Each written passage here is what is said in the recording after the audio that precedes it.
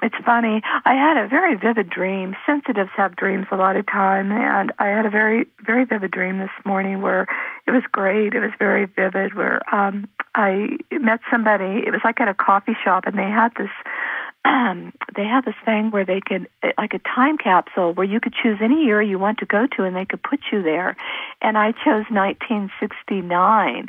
And how funny is that? Thinking it would be a time of calm, but it was the Vietnam War and protest and anti-government. And I come from that era, and I just think it's funny that I went back to that time. Maybe there is a link because there's so much protest right now. And as a sensitive and an intuitive, I'm not saying that everyone isn't sensitive to what's going on, but a lot of people choose to deny it or, whatever, what can I do about it? But sensitives and intuitives, they're more connected to it. And so we're more, it's more upsetting to us. We're really in tune to it, just like some animals, when they can sense oncoming quakes, they'll really act out. Like my dogs, when we've had quakes up here before they happen, they'll pace, and they're really mellow dogs for Brittany's, but they'll pace before an earthquake. My cat will be seismically sensitive. He'll be very, very vocal and vocalize. He'll want to get outside. He's an indoor-only cat. So sensitive, human sensitives kind of act out like animals. We'll get lots of different, psychological and physical symptoms. So right now it's not a fun time, but I have to say that I am being fairly calm and centered for me, which is good. I'm going to just switch over here for a minute because really we know that when the radiation began, most of us were told, don't worry, it's not coming to the USA. You only have to be within 12 miles. They told the Japanese people that. Then they told them, oh, no, you can be within 20 miles. And then the American government said, oh, no, you should be within 50 miles. So how could you have anybody within hundreds of miles if it's already in California? I know. I knew this would happen.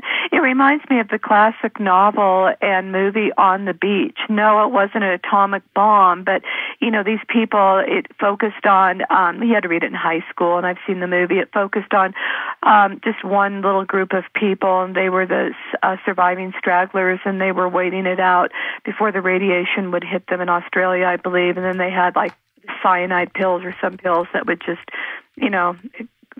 kill them in a quick way when the radiation effects got too bad.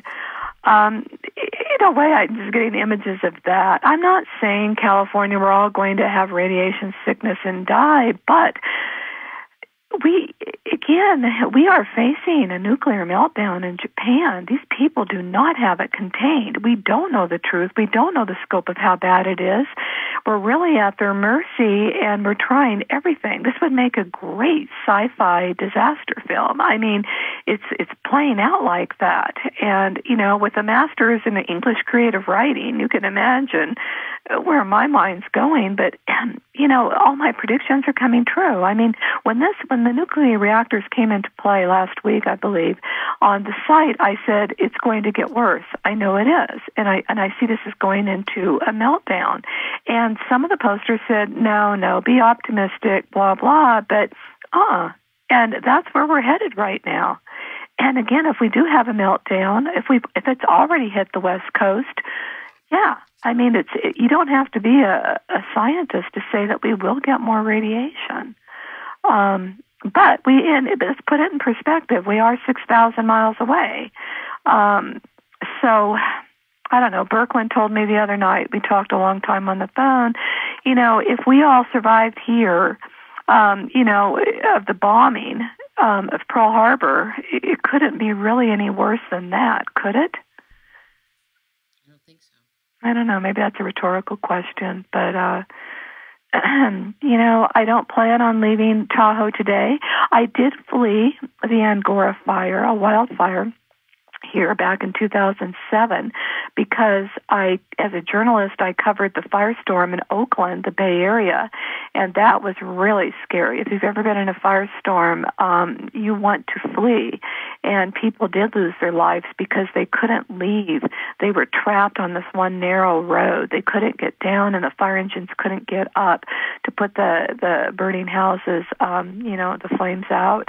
So these people died trying to escape off the hill. They died in their cars. And, I had images of that, and I thought I did not want to be trapped on Highway 50, the only way out, with 2 dogs, a cat, and a brother in denial in gridlock. So I paid for us to just get out of Dodge, when everything was, there was a lot of panic here already. It was bad. But, on my street, people were hosing down the rooftops. I was getting automated messages every 15 minutes how the fire's getting closer to me.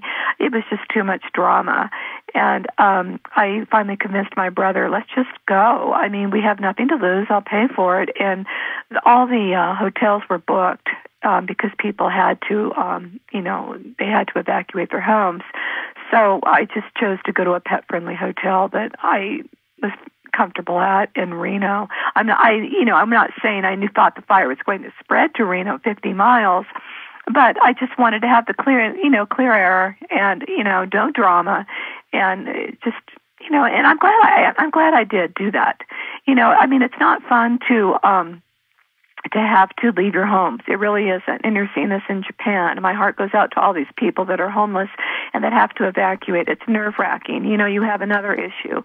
But still... They must be scared. They must be scared to death. Oh, seriously. Yeah. It's just drama after drama. 9.0 superquake, and then the tsunami, and then, the nuclear reactor. It's just like, and then the snow. It's just one thing after another. So the Angora fire was, you can't even compare the two. But it's just, I'm talking about the evacuation. And am I going to evacuation today because of the radiation? No. But I am starting to think about Arizona, Idaho, I don't know, maybe relocation in the next couple of months. I don't know. I'm glad that I live very close to Nevada, the Nevada border, and not right on the coastline. For all issues, we have 2 nuclear reactors in California that are active. Where are they?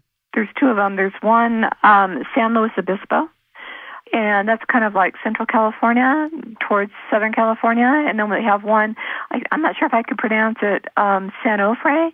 It's in between Los Angeles and San Diego, and they're right on the coast.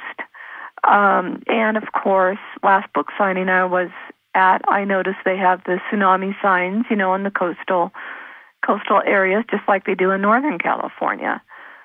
So it's obviously been strategically placed by the water, just like the ones in Japan have. Well, they have 6. And I've heard, a lot of experts saying 6 in a row. That's just, and then it's really a seismically active area. Japan has 5.0s every month. I don't know who was thinking or who wasn't thinking. It just, I'm